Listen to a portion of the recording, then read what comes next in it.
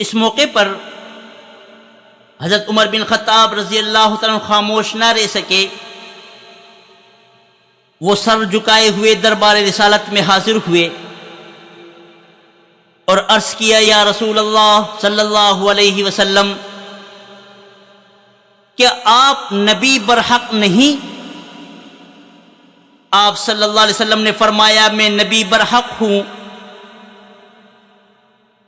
عرض کیا، کیا ہم حق پر نہیں؟ آپ صلی اللہ علیہ وسلم نے فرمایا، ہم حق پر ہیں. عرض کیا، پھر یہ ذلت امیز معاہدہ کیوں قبول کر رہے ہیں؟ آپ صلی اللہ علیہ وسلم نے فرمایا، اے ابن خطاب، میں اللہ کا رسول ہوں، وہی کرتا ہوں جو اللہ حکم دیتا ہے، میرا عمل اللہ تبارک و تعالی ضائع نہیں کرے گا.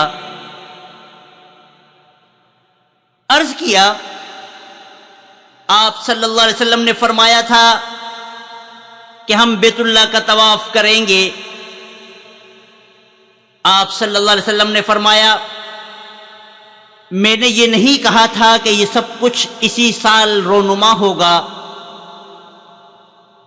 اے عمر، غم نہ کرو، تم ضرور بیت اللہ کا طواف کرو گے.